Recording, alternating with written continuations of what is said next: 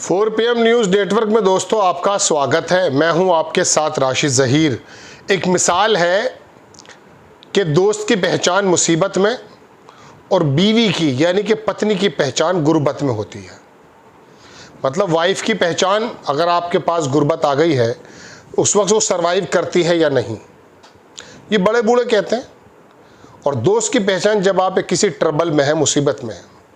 America से दोस्ती निभाने में कोई कसर नहीं छोड़ी मोदी जी ने पिछले 11 साल में। चाहे ट्रंप की सरकार बनवाने के नारेबाजी कराई हो या बाइडेन को जो है हीरा का उसकी वाइफ को हीरे गिफ्ट करने शुरू कर दिए हो, लेकिन मुसीबत हम पर एक बार पड़ी। हम क्राइसिस में आए।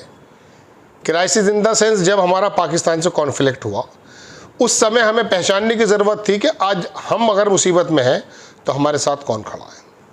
माफ़ी चाहूँगा, डोनाल्ड ट्रंप हमारे साथ नहीं खड़े थे, अमेरिका हमारे साथ नहीं खड़ा था। पूरी दुनिया के बारे में तो मैं खैर कई बार आपको बता चुका कि पाकिस्तान जैसा छोटा सा मुल्क, उसने सिफारतकारी के झंडे गाड़ दिए।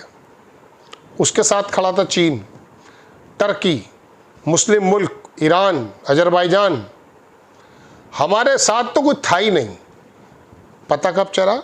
IMF में जब हमने एब्सटेन किया, कोई एक मुल्क हमारे साथ नहीं था, उसको पैसा मिला। खैर, तो मैं आपसे बताना ये चाहता हूँ कि खबर आई दोस्तों कि G7 में ट्रंप साहब से मुलाकात से पहले विदेश की मीडिया में एक खबर, विदेशी मीडिया में खबर चल रही है और उसमें कमिटमेंट दोहराया जा रहा है कि ट्रंप साहब, India will not cooperate with those country who create the BRICS currency.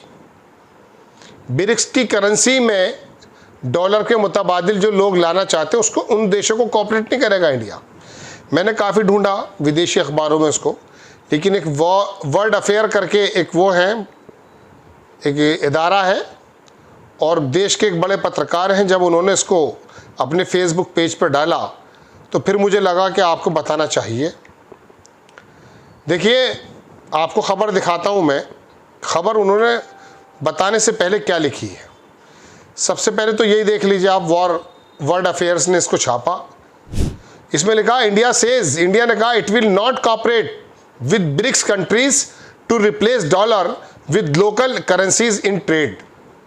Local currency से मुताबादिल हम चेंज नहीं करेंगे ब्रिक्स को। ब्रिक्स करेंसी के जो देश हैं उनके साथ हम डॉलर को चेंज नहीं करेंगे, हम डॉलर में ही करेंगे। जबकि एक ज़माने से चीन रशिया और रशिया चीन आपस में युआन और उनका जो भी RMB वगैरह है, सब उधर रूबल वगैरह, उससे कर रहे हैं काम। अब बात यह है कि ये तो मैंने आपको दिखा दिया। शीतल पी सिंह इसमें लिखते हैं दोस्तों कि G7 की बैठक में जाने से पहले मोदी सरकार ने ट्रंप को मुलायम करने के लिए उनके कानों को सुहाने वाला बयान पश्चिमी मीडिया में प्रसारित किया। भारत सरकार ने कहा कि वो डॉलर की जगह किसी स्थानीय करेंसी के उपयोग के ब्रिक्स के प्रस्ताव के साथ नहीं जाएगा। वैसे ब्रिक्स के साथ भी कुछ ज़्यादा उम्मीदें लग नहीं रही हैं। अब गौरतलब है कि जब राष्ट्रपति ट्रंप को इस बार राष्ट्रपति बनने पर बधाई देने गए थे, तब प्रेस कॉन्फ्रेंस में ट्रंप ने ब्रिक्स को लेकर बहुत कड़वाहट से इसे बंद करने को कहा और मोदी जी उस पर मुस्कुराते रहे, प्रतिवाद नहीं किया था। लेकिन जब G7 में शामिल होने का न्योता समय से नहीं मिला, तब ये खबर दुनिया भर के मीडिया में रिलीज़ कराई गई कि मोदी जी ब्रिक्स की बैठक में शामिल होंगे। इधर गोदी मीडिया, ट्रोल समाज ट्रंप पर पिल पड़ा क्योंकि वो बार बार बोल देते हैं कि सीज़ फायर उन्होंने कराया, जिससे उसे देसी समाज को ऑपरेशन सिंदूर की सफलताओं को प्रचार प्रसार को स्थापित करने में अड़चन आती है। सही बात है। इधर मोदी जी पूरी कोशिश में लगे हैं कि ट्रंप को किसी तरह से नरम कर सकें। भारतीय विदेश नीति इस तरह झूला झूल रही है, देखिए किस जगह जाकर ठहरती है। अमेरिका का व्यापार मंत्री कह रहा था अभी, धमकियां आमेज कि ख़त्म कीजिए ब्रिक्स से ताल्लुकात। और दूसरी बात, हालांकि हमारे जयशंकर साहब पिछले महीने लंदन में कह चुके थे। बात यह है दोस्तों कि दोनों हाथों में अगर हम रख लें, ऐसी हमारी विदेश नीति बन जाए कि इधर हाथ में ट्रंप हो, इधर हाथ में चीन हो, दिक्कत क्या है? पाकिस्तान बिना किसी चापलूसी के, पाकिस्तान के बिना चापलूसी के ट्रंप साहब उसकी तारीफ़ कर रहे हैं, चूँकि झटका दे देता चीन का। अरे ज़रा शी जिनपिंग को बुलाओ तो सही, कोई विदेश मंत्री यहाँ बुलाओ तो सही, ट्रंप साहब अपने आप काबू में आ जाएंगे। अभी मैंने आपको परसों तरसों भी बताया था कि ट्रेड के टाइम जब ये इन्होंने अपना बाकायदा दुनिया भर में टैरिफ लगा दिए थे, उस समय चीन की तरफ से ऑफ़र थी भारत को कि आपका ट्रेड डेफिसिट बहुत ज़्यादा बढ़ रहा है, हम उसको दूर करेंगे, ख़त्म करेंगे जो व्यापार घाटा है। तो कोई लिफ्ट नहीं दी गई।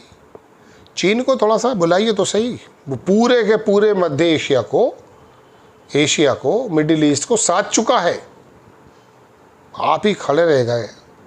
आसियान मुल्क और तमाम यूरोप के गेट तक उसकी धमक है। रशिया की तरह बराबरी की बात करते हुए अगर आप ताल्लुकात निभाएंगे तो ट्रंप सीधे हो जाएंगे। लेकिन बताइए, मुझे ऐसे एक छोटे से पत्रकार को विदेश नीति की थोड़ी सी इतनी समझ है जो मैं मशवरा दे रहा हूँ अपने भारत के लिए, तो मैं कह सकता हूँ ना बात। आखिरकार जब मुसीबत का समय था तो क्या ट्रंप ने एक गोली भी भिजवाई थी वहाँ से? चीन ने तो अपने जहाज़ दे दिए। 40 स्पेस में 40 जगह एक्सेस दे दिया पाकिस्तान को। तो और हमारे यहाँ क्या चल रहा था? 24 घंटे पहले तो मार्को रूबियो कह रहे थे कि हमारा कोई ताल्लुक़ नहीं है इस लड़ाई से।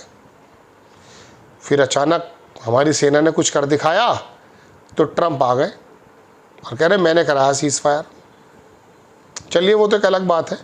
मैं बताना चाहता हूँ कि एक ही वक्त आया था पिछले 11 सालों में कि अमेरिका शायद हमारे साथ खड़ा था। पहले तो अमेरिका खड़ा हुआ है, मैं बता रहा हूँ आपको। हमने जब रशिया को अपने हाथ में रखा हुआ था, नेहरू और इंदिरा जी की नीतियों ने हमें बिल्कुल अलग तरीके से चलना सिखाया।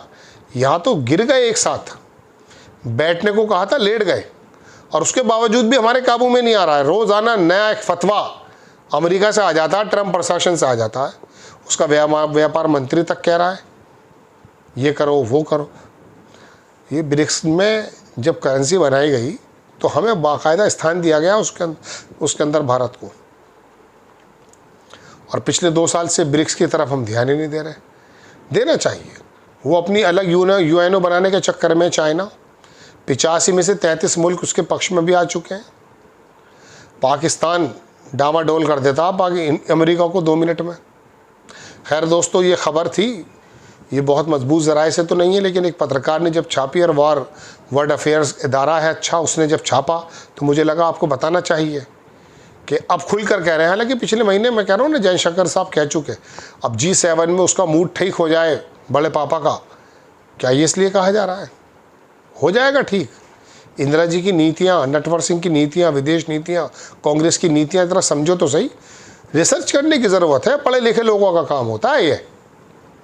आपको खबर कैसी लगी अपनी राय कमेंट्स बॉक्स में ज़रूर दीजिए। चैनल को सब्सक्राइब कीजिए, शेयर कीजिए। नेक्स्ट टाइम मैं किसी खबर के साथ हाजिर होता हूँ। जय हिंद।